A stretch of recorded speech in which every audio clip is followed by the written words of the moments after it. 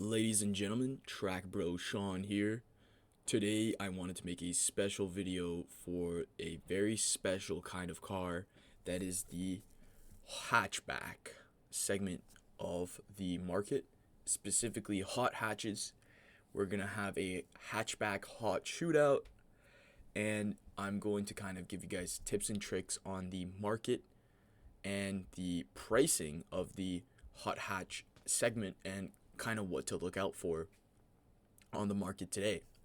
Now, disclaimer is that this is going to be in Canadian pricing and in market analysis.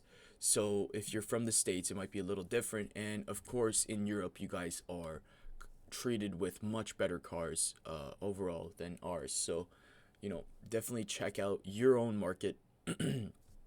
But this might give you some pointers to what to look for. So definitely look at this video in case. So, why a hatchback?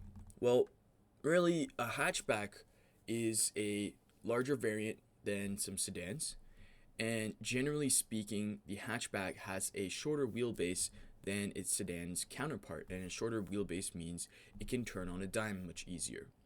So, hatchbacks are, generally speaking, very versatile, both on the road and in size and dimensions. And so they become a really interesting min-max for a lot of people that are looking for a good daily driver that is also very fun in the parking lot, in autocross, and in the canyons. So that's kind of why the hatchback segment is popular and has become, well, it has always been very popular, even since the 70s, since its inception. It was really just a shorter, more spacious version of a sedan in most cases. In some cases, it was a specific car. For instance, like the Mini Cooper, it was literally built off of the fact that it'd be a hatchback. And in other cases, it was a hatchback that complemented another car. So it had the entire front end was a sedan, and then the whole rear end was just its own thing. Generally speaking, a hot hatch takes that formula and makes a slow car fast. So hatchbacks that have very short wheelbases, when they are turned into hot hatches, which is usually what happens, they don't usually make one separate car for a hot hatch. What they do is they put a bunch of mods on it and make it drive extremely well for an OEM sports car, because of course it has all the benefits of a hatchback, and then they add up some more power. 200 horsepower, 250 horsepower was kind of the standard for these hot hatches back in the day, but we have since graduated to far better things. And so on my list, you will notice that we don't have that many cars that start at 200 horsepower. They really start up at 300 nowadays. And another thing that's great about hatchbacks in general is that they start you up on very low amounts of horsepower.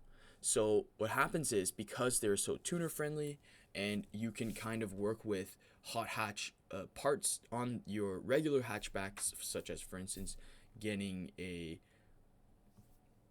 Honda Civic, you'll be able to put up some Type R mods on it, and this will eventually allow you to get much better performance. So in that way, it allows you to be tuner friendly and to respect the horsepower that you get out of it. So when you start up at 130 horsepower and you go all the way to 300 throughout like a couple of stages of tune, this allows you to really enjoy what you got, enjoy the amount of horsepower increase that you get. And so that's really important with a lot of people that, for instance, people that get a Ford Mustang with 400 horsepower, what you'll notice is they don't know how to handle all that power and they end up crashing it.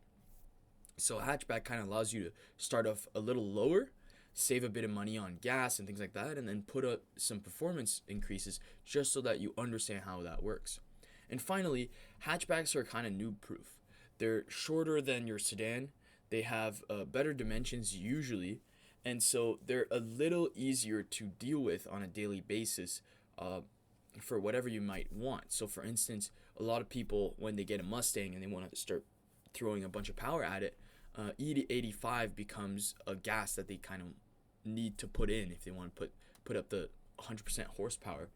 And so with big Mustang builds, especially the ones that are kind of on the cheap end, they either have a lot of issues with them. Like, for instance, they don't start up just quite well, or for instance, they waste a lot of gas, or they're on E85, or they're just not extremely fast from the factory. The hatchback, you get best of both worlds here.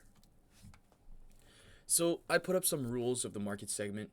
The first one is that the car has to be between 7 and 25 years old, and that doesn't include the the high end market, because with the high end market, most of the time you will be interested in a brand new car. That's kind of one of the luxuries you get with the high end. And the reason why it's 7 to 25 is because we want cars that are past their depreciation line.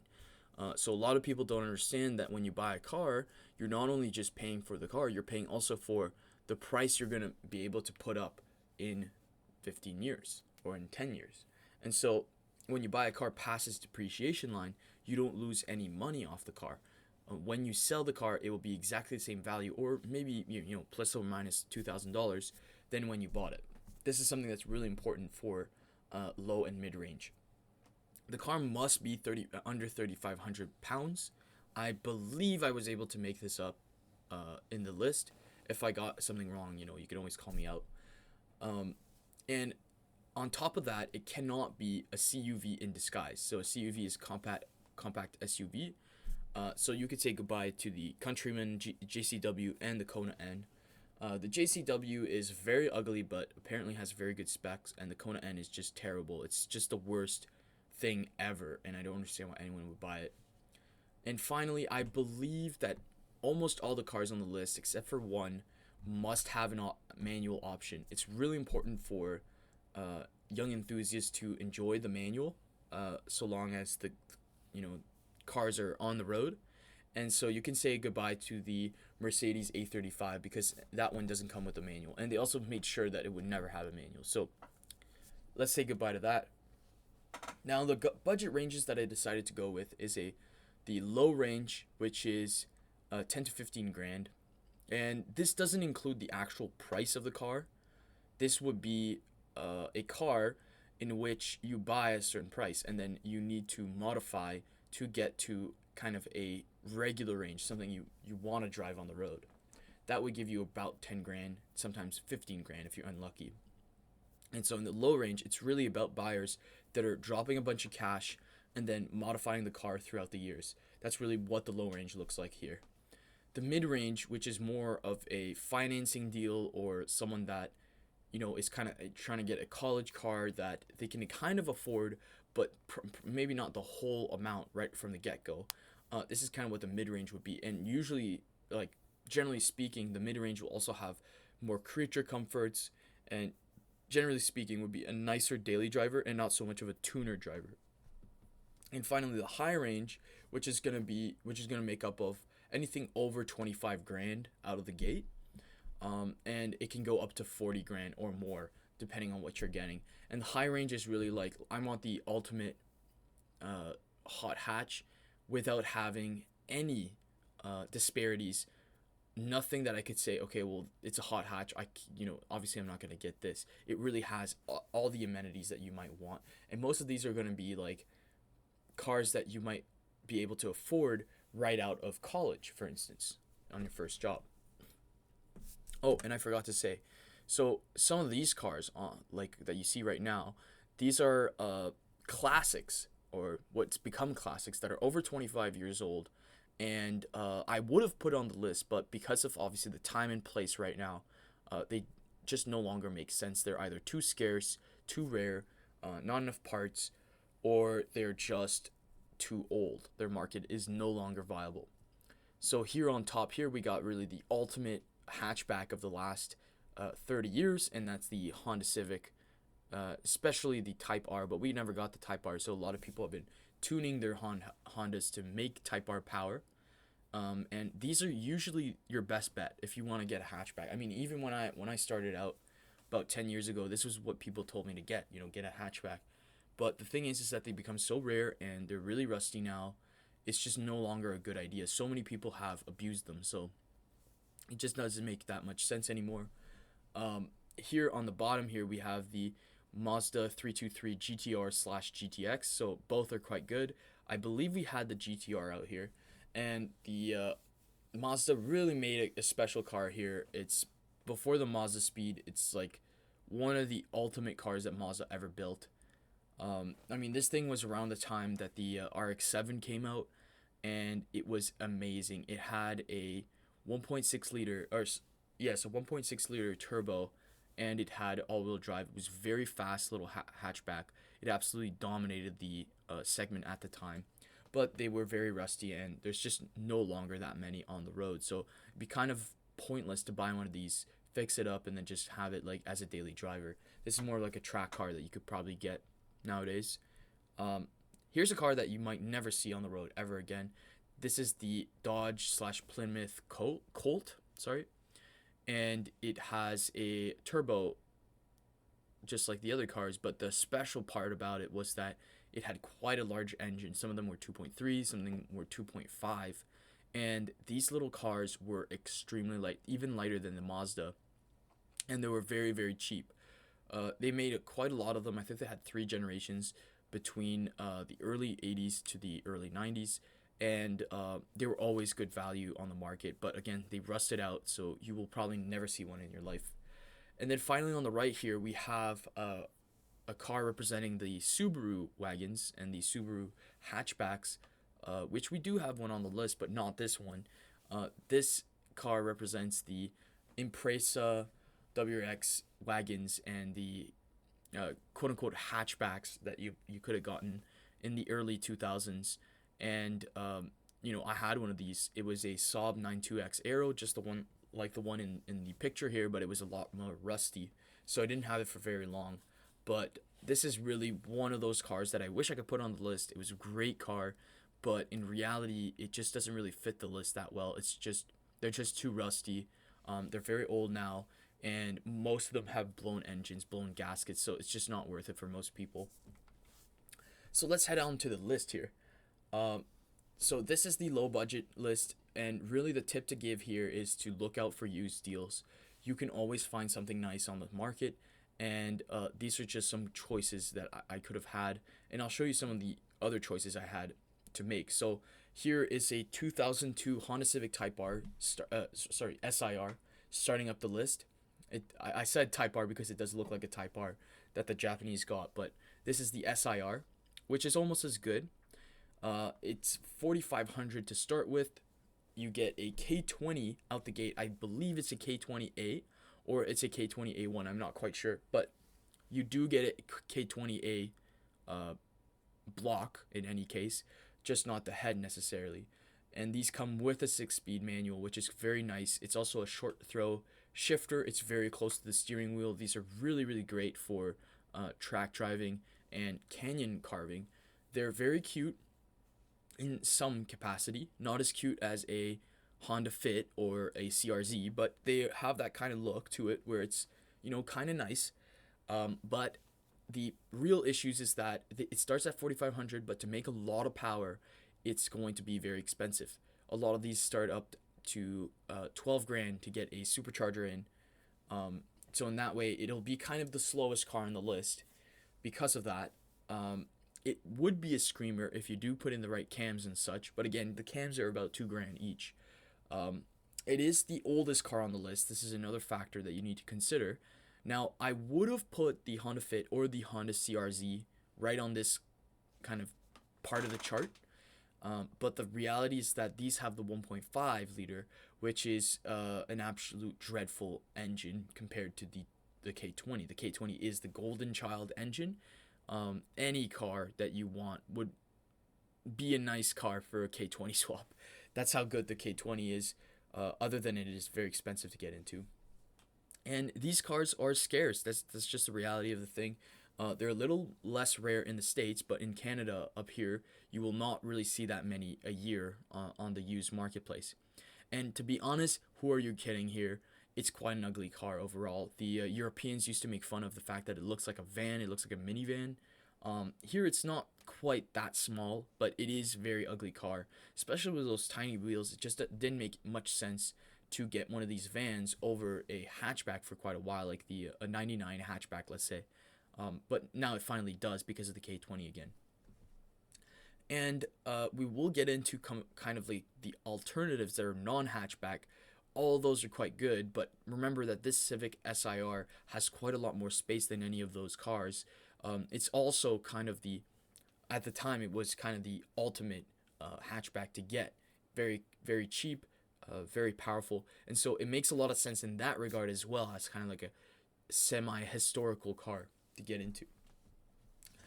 But again, very ugly car. Now, going into uglier cars here, we have the 2007 Dodge Caliber SRT4. I believe they made them up to the 2009 year, but I'm not quite sure. These are going to be your sub $7,000 cars. I would not get them cheaper than that. They're just going to be rust buckets. Way too many parts to take care of because they're either tuner parts or they're eBay parts or whatnot. And really, what makes this one special is that it starts off with a 2.4 turbo. This would be the Fiat derived Chrysler engine. The 2.4 here makes quite a lot of horsepower out of a 6-speed manual. This one is not the same one as the Dodge Neon. The powertrain is completely different, pretty much, other than I believe the block is the same. And really, what makes this one special over the Honda is that it is a total screamer. It starts off at 250 horsepower, and they go all the way up to 400 with just some boost mods. So it is a very nice car to get into if you're kind of interested in that regard. But what's really sucky over the Neon is that you will have to modify the transmission. These are known to blow out versus the 5-speed of the Neon was a little better built for power. And so you got to be kind of careful on that with the drivetrain. Now, pretty much these are very ugly. This is the biggest problem with it. The second thing is that they're very old and scarce. You won't see that many on the marketplace neither. Even rarer than Neons, but obviously they're going to be cheaper than Neons, which is kind of nice. But really, this is probably the ugliest car on the list, like bar none. And to be honest, why would you want to Dodge a hatchback? I mean, that doesn't really make that much sense, but this is what we have here. And to be honest, it's not a bad deal if you're looking for that kind of stuff. Now, if you wanted something similar, more of the wagon sort of deal, I would consider getting a Chevrolet HHR. That's quite a nice car as well, overall. Now, let's say you wanted something a little smaller, a little cuter, not exactly less ugly, but in some cases it does look quite good in some corners of the screen. Let's say a 2013 Fiat 500 Abarth. Now these went all the way up to 2016, I believe, but if you want something at a very good price, I would consider the 2011 to 2013. And these little Fiats are amazing. They're very tiny. They're very comfortable. They kind of have that kind of seating that the Civic would give you, but they're quite a bit newer, about 10 years newer. And for a sub $8,000 car, I believe it's a very good deal. Now, really what makes this special over the other two is that it is a much lighter car, even lighter than the Civic, by about 500 pounds. So this thing is incredibly light to start off with. I believe it is lighter than even the newest Mazda Miata at around 2,200 pounds. And they do also boast quite a lot of power for the lightness of it. With a 1.4 liter turbo, they make up to 160 horsepower, I believe, stock. It's the same powertrain as the Fiata, and they're known to make up to 200 wheel horsepower with just turbo mods. So that's almost as much power as the SIR, and for a lot less weight. Sorry.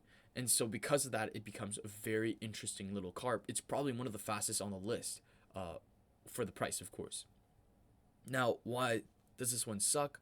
Well, it is going to end up one of your oldest cars that you might have in your garage.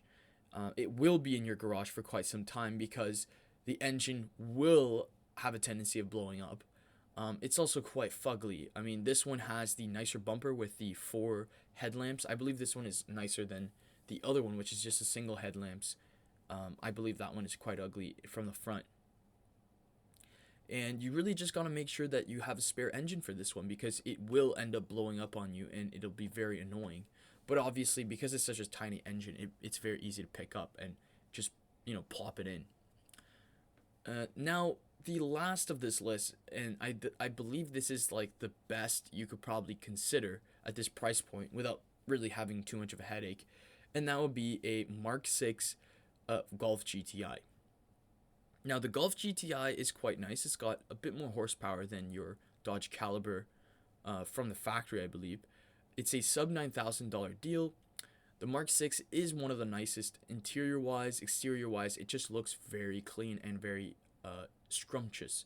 And what's really good about it is that it's turbo. It's the penultimate hatchback today, and they're just amazing to drive. Very, very comfortable, good steering feel, etc. The only issue with this one is that when you will buy one, you'll notice that a lot of them have very high kilometers. And so that could be quite an issue for a lot of people. They didn't want to have to do those maintenance mods or make sure that everything is working properly, that the bushings are working, so on and so forth. And the other issue is that it's actually very common. So you kind of have that issue where you either get something very niche, very exotic almost, or you get something extremely common. And really, the reality is that you would be considered a basic bitch driving one of these around town, especially that any of these will make you consider fruity, but I believe that there are more girls driving the Golf than any other car right here on this list. Now let's look at the mid-budget. Now really the tip to get for this is to buy a really nice one, because if you don't, you will regret it quite badly. Some of these have been completely worn out, which is kind of where they start at, like, under 10,000 grand. You can get some of these under 10,000, but they will be, again, very worn out, and that's just not what you want out of this list in this budget as well. So the first one on this kind of small list is a 2009 Subaru WX/STI hatchback. Now, this is what I was saying earlier. Getting that wagon no longer makes sense, but this hatchback actually makes a lot of sense. For one, it's quite cheap, between $10,000 and $20,000. $10,000 being more of the WX hatches, and just under 15 grand, sometimes 17 grand, you will get an STI hatch. And these are great because, again, you get the all-wheel drive factor. It's symmetrical all-wheel drive. It's probably one of the only ones on the list that actually have real all-wheel drive. It's a tuner car. It'll make quite a lot of power just off a chip tune and so on and so forth. Very good daily driver because of that. Now, the downsides of this is that you are technically going to have to consider between this hatch and the sedan. And between the two, the one that it's going to be cheaper is the hatchback, because this has always been the ugly duckling of the Subarus. Now, you will get a good deal out of it, but again, this compared to the sedan is much more desirable just because of its looks and the wing and so on and so forth. So because of that, it is considered the ugly duckling, but you still get the extremely wide fenders of this generation, the Hawkeye generation WXs. They are so wide from the factory, and I really like the STI's wheels. It's just one of those cars that, it's just one of those modern hot rod cars that you see everywhere, but that is still very nice, desirable. But the other issue with this one is that it is an unreliable car. These flat fours, it's always been known that they blow head gaskets, and when they blow head gaskets, you gotta take out the engine. That is definitely something that's terrible, and really the head gasket is the least of your issues, because there are, con rods, and some people have piston rings that pop, and this will melt engines, so you gotta be really careful with that. Pretty much be careful that you're under 200,000 kilometers, and make sure that you have a very nice model. That's why I kind of said 10 to 20 grand. I would never buy one of these at under 8 grand. Like, that is going to be a dreadful car, and definitely not not worth your time and money, because you will not drive it as much as you fix it. That's really the issue here. On top of that is that you have a much newer and much nicer car that you could get into, and that would be the 2013 or more Ford Focus ST/RS. Now, the ST would get you around $10,000 with mods and and some creature comforts fixed up. But the RS will get you closer to that $20 to $25 range. And so because of that, I kind of said 10 to 20 grand. I would argue that the ST is a nicer daily driver, and the RS is a really great hot hatch. One of the hottest hatches on the planet, hotter than your STI hatch for sure. And what makes this thing so great over the WX, let's say, is that the front wheel drive ST is easier to make 400 horsepower. That's one. And two, that the ST has a little bit more space and has a little bit nicer creature comforts over the WX, which is a little older. The RS on top of that is very rare and is likely going to go up in value in the near future. These things are really cool and, to be honest, are very sought after. So they will go up in value, in my opinion. Now, the disadvantages with this thing is that, for one, it is just a newer, updated Mazda Speed 3. So a lot of people will be cross-shopping between this and a Mazda Speed 3, but I would argue that you should not get a Mazda Speed 3 at this price range. I could have easily put the Mazda Speed in the low budget, but the Golf GTI is just a nicer car overall. And so the Ford Focus is in here. And the second issue, and again, this is part of the Mazda Speed issue as well, is that you get a direct injection Turbo 4, and because of that, you get all the direct injection issues. So, for instance, pistons are known to melt on both the Mazda Speed and the early Focus ST. The later one doesn't melt as much, but you still have to do head gasket and so on and so forth. Just regular stuff for turbos, but again, just the fact that you will have to do it, especially with these earlier models, can be quite annoying. And for about 25 grand, a lot of the times people are scratching their heads thinking, why should I buy a Ford? But I will remind people that the Focus RS is faster in a straight line and in the corners than a GT350. Regular 350, not the 350R. But again, just under a half a second faster in some of these metrics. So it's something to consider. It's a very nice daily driver car, and I would consider one. That's in my book. Now, if you want something a little less crazy than the RS, and you want to start off with less horsepower but a little more economical to start with, and probably something a little newer and less kilometers and so on and so forth, I think that a 2016 plus Honda Civic Sport Touring, that's what ST stands for here, not the ST that the Focus has, is a very nice deal. Just over 15 grand will get you the newest car on this list, or one of the newest cars, an unriped car, a car that has not been touched by anyone, and you will get a Honda Civic, so very reliable, very economical car. It's a 1.5T to start with, and I have raced one of these with my Miata, and they're actually quite nice in the corners. They have good weight transfer, stock, and so on and so forth.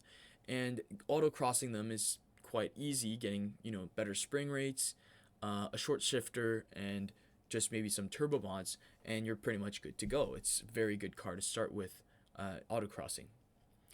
So what are the actual issues? Well, for one, it starts off to be quite slow. It's under 200 horsepower. In most models, I believe they had a package that did give you a bit over that, but again, kind of slow. 1.5T, it's not going to get you that torque. And it has a small big problem here. So the small big problem is the fact that it has a tiny engine, but it is one of the biggest cars on the list. It is the longest car on the list, and it's not necessarily a looker because of that as well. It kind of reminds me of the Volkswagen CC, which I personally think is very ugly. So at the end of the day, it looks like a mom car. That's really its biggest issue.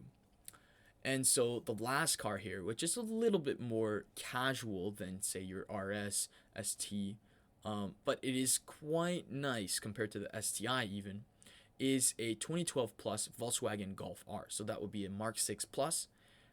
You could technically get a Mark 7 at this price point, but it will be a very high kilometer and high maintenance version. Now these are great because they start at 17 grand and they go all the way up to 25 grand, so they're a little more expensive than everything else here. But they're all-wheel drive, real all-wheel drive. They have a very easy turbo setup to get into to make quite a lot of power. We're talking 500 horsepower or more. Um, and they're just very nice GTIs. They're very, very competent GTIs. They have all the creature comforts that you might expect in an RS, minus the bucket seats. I believe these are not as nice as bucket seats than the RS, but you can't go wrong with a Golf R. That's the truth.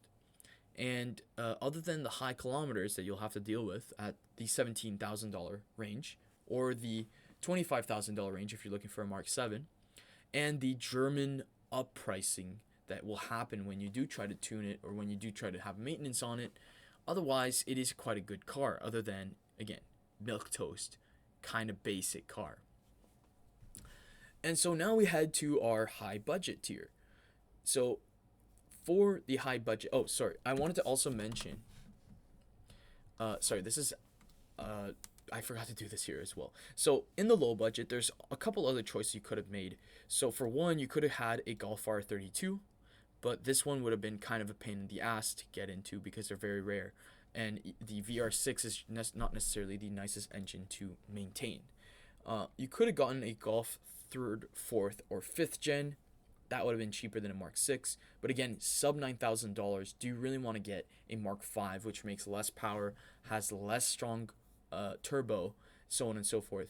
A lot of the times it doesn't make sense. You could have had a Nissan Micra, but again, it's underpowered. It's like a Honda Fit. Or you could have gotten a Fiesta ST. Now the Fiesta ST is kind of nice because it's a 1.6T, but I didn't put it in this list because the Abarth is faster. But again, the Fiesta could have been a nice choice here.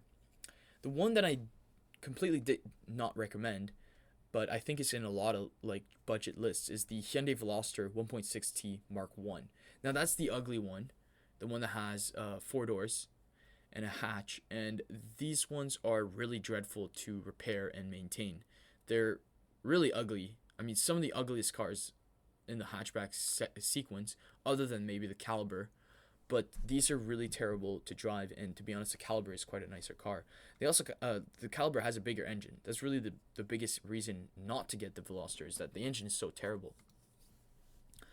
In the mid budget, I forgot to mention the Veloster Mark II, which is a nicer car, and the engine is more reliable, but time will tell if they're actually a good deal because they are depreciating like crazy. Even compared to a Honda Civic, I mean, they're depreciating like it's not even funny. And the other one to consider is the Mini Cooper JCW F Series. So this one is kind of like a Golf R. It's looks like a Mini Cooper, which is some people like. And you would get a 2013 to a 2018, although most of them I've seen are 2016 for about just over 15 grand. And to be honest, it's not a bad choice. Much better than the Veloster, that's for sure. But it's BMW, so it's going to be very unreliable, even compared to the Golf R. And I mean, the Golf R is just a nicer car overall, so that's why I didn't include it in this list. Back to the slideshow. So now let's talk about the high budget. So in the high budget, you'll notice a lot of these are newer cars, starting off with the Hyundai Veloster N. So I've shown you guys that the Mark 1 is trash, the Mark 2 ain't so good. What makes the Veloster N nice? Well, for one, they have the bigger engine that is much more reliable. They've had it in pretty much everything, and at this point, it is a very reliable engine. It is a direct injection turbo engine, but it makes quite a lot more horsepower than the other ones. This makes 280 horsepower out the factory, and it can easily make 450, 500 horsepower, no problem. It is a genuine track car. It has adaptive damping. It has, I believe it has magnetic ride. I'm not 100%, but I do believe it has some of the most technologically advanced suspension in this list, except for one car, which we will talk in a sec. And really what makes it great is that it is an all-rounder. It is a complete all-rounder package. It gives you everything that you might want out of a daily driver car, which you also drive like crazy on the track or in the canyons. And what really makes this not so good of a deal over these other 3 cars, which by the way, if you go with any of these 4 cars, you are a king. This is a great list. The biggest issue with the Hyundai is that it's currently a depreciation queen. So here I found a 2020 model with very low kilometers, under 100,000, and it was at 25 grand. That's very cheap. That's golf. That's Mark 6 Golf R money, right? Um, so just the fact that it might depreciate on you might be a factor to consider, but otherwise it is a great car. I do believe eventually it will appreciate in value. And also, would you really want to pay 25 grand for a Hyundai? That's really the biggest issue with this thing. Beside it, we have a car a little bit more expensive, and something that you look at and you say that's not a hot hatch. This is a Audi S5 slash RS5 Sportback, and this thing is an actual hatchback. It has a hatch, so I consider it a hatchback. It is a four door, which also deducts some points, but really what makes this thing great is that it's comfortable, it's fast, it's got a big engine, it's 3-liter turbo. It's the biggest engine in the whole list here. It's got all-wheel drive, full quattro all-wheel drive, and it's a very nice, nimble car. And if you were looking for maybe something like a Mustang, but a little bit nicer on the road and a little bit more economical and so on and so forth, I think the S5 Sportback makes a lot of sense. But the real issues with this thing is, firstly, it's not really a hot hatch. It's more of like a GT with a hatch. And it's a very expensive car overall. This starts at 36 grand. It's the most expensive on the list technically. And for the money though, you get quite a lot of stuff. It's over 400 horsepower stock. They will go up. These V6 twin turbos will go up to, over 600 horsepower, no problem. But again, very expensive car to get into, and it's also an automatic only. So that was something that really sucked when they went from the earlier the V8 Audi A5s and S5s to the new V6 S5s. They completely forgot about the manual transmission. And I think some of the last couple generations was with the V6 supercharged. You could actually get those manual, but these brand new ones you just can't. So for a 2018 model, you get a 36 grand car.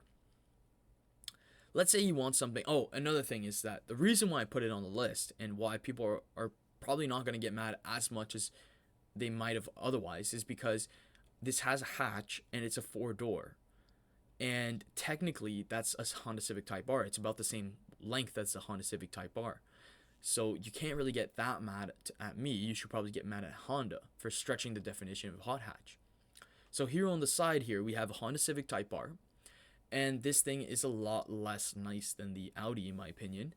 But it is a genuine track car. It's got the same suspension and so on and so forth that the Veloster N would have. It has depreciated a lot less than the Hyundai. And generally speaking, it's just about the same ballpark money. It's about 32 grand. The Audi is 36. Veloster you might get at 25. Some cases you'll get them at 30. So it's kind of the same ballpark pricing range here, but that is really the cheapest I could find. And when you're getting into a Honda, you don't want a big hatchback. It's kind of the opposite of what you want. When you're getting a Honda, you're typically trying to get a tiny one, like an SIR. So it's a very strange and peculiar car, in my opinion. And really, the other issue with this thing is that it's a 30 grand Honda. And so it's kind of hard to think in your head, like, okay, well, I'm going to buy a Honda over an Audi, right? It's to me, it's just strange. Like, they should not even be in the same, again, ballpark, the same segment. But we're just at that point where in the high budget, that's kind of what you get. And another issue with the Honda Type R that I didn't mention is that it's actually a very unreliable car. So they had a transmission issue, which is known for, like, in the whole market now. They had some drivetrain issues with the differentials. And really the biggest issue was the rims, actually. The rims were way too large for this car. And supposedly they're nice on the track, but in reality they get dumped for smaller rims right from the get-go because they're just terrible on the road. They don't absorb any bumps, and when they do absorb bumps, they break the rims. So You got to be really careful with those.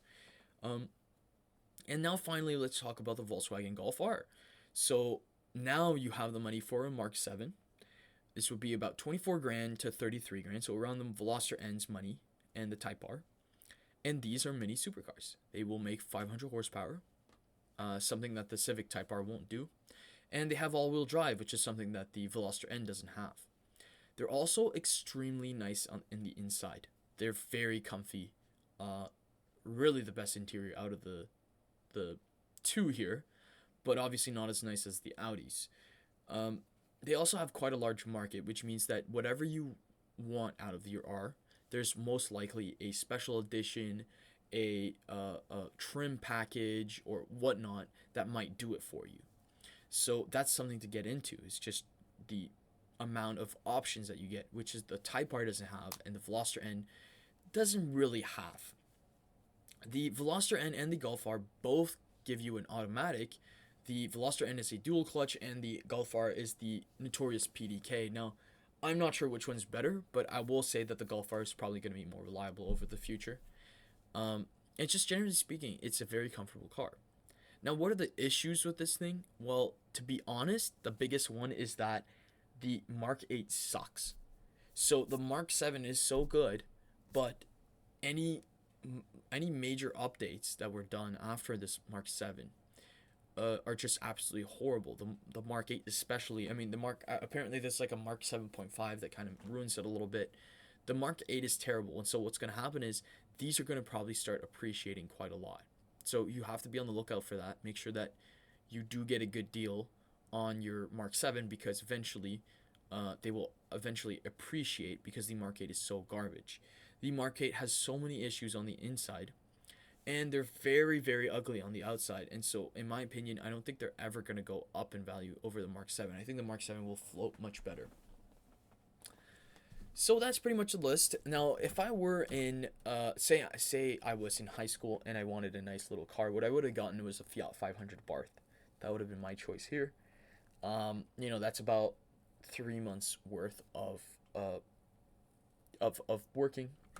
Then in the mid-budget, I would have gotten an STI or a Focus ST. That would have been my choices here. And then here I would have probably gotten either a Veloster N or a Golf R. But here, if I were smarter and I was kind of like, okay, well, I don't really care about getting a car in high school, I just ran out of car for prom, I would have skipped here and I would have gotten straight for the Volkswagen Golf R. That's a much smarter car overall. And I would have not gotten the Mark 7, although I probably would have tried to replicate some of the Mark 7's charm with the powertrain. And that would have been it for me. Now, but you could easily make the argument of getting like an SIR, paying sub $4,000 and then just kind of fixing it up in high school.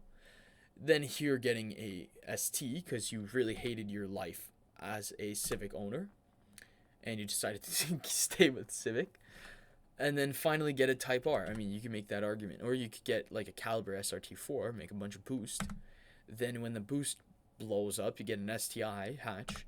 And then finally you go with an Audi because you're done with your shenanigans. So always remember that whatever car you choose. Oh, and I forgot to mention also, there's some cars here as well. So some cars I completely skipped here is the Mercedes E35 for the aforementioned reasons, but also just because it's not that great of a car compared to the Golf R and so on and so forth.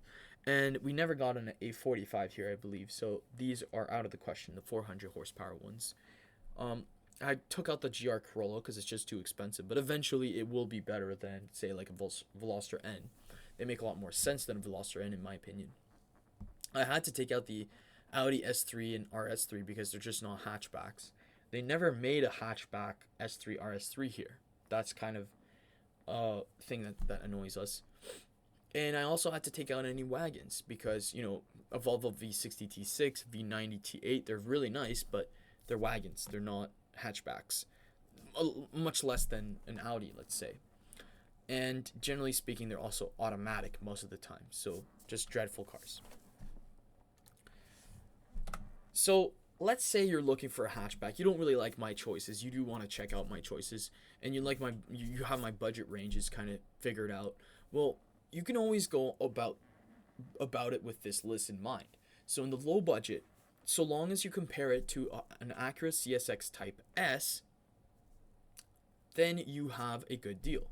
So if, say, for instance, you have more horsepower, it's more reliable, or about the same reliability, I should say, because you don't get much more reliable than Honda, but um, and it's about the same price as a Acura CSX Type S, then you should consider this hatchback.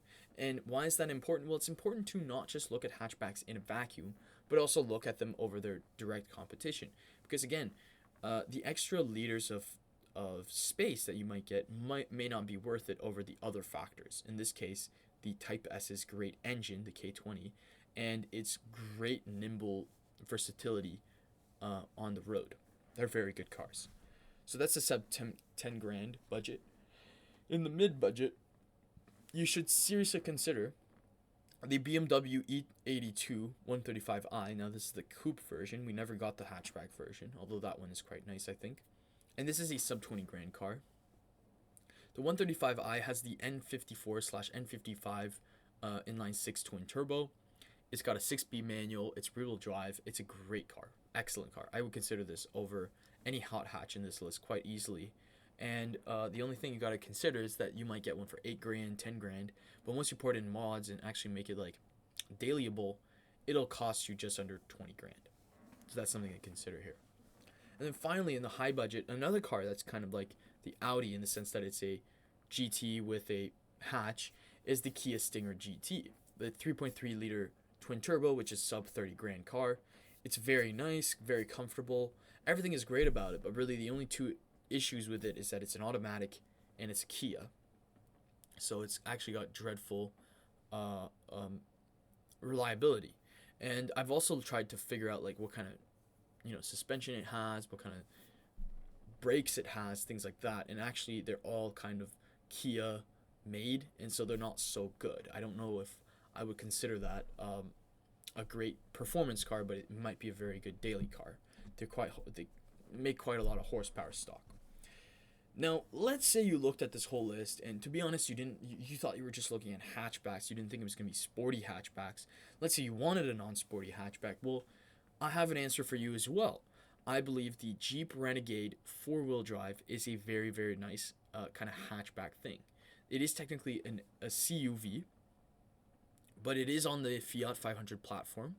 So it's got all it has all of those parts that you can replace. It's got a 6-speed manual, and it's the only real 4-wheel drive with an actual locker in the whole segment. So that's very cool. It's got a 1.2 liter turbo that makes just under 180 horsepower, and it will give you over 50 miles per gallon. So for under 9 grand, you get a very good deal. They're 2013 to 2018, I believe, but I've seen them at 2015 for under 8 grand. So I think this is a great deal if you're looking for a daily driver. Yes, it's a very ugly car, but all hatchbacks are at this point. And generally speaking, it's one of the best ones in the whole segment. It's something I would consider buying if you didn't want any of the other ones I mentioned. So that's pretty much it for today. Yeah, I hope you enjoyed.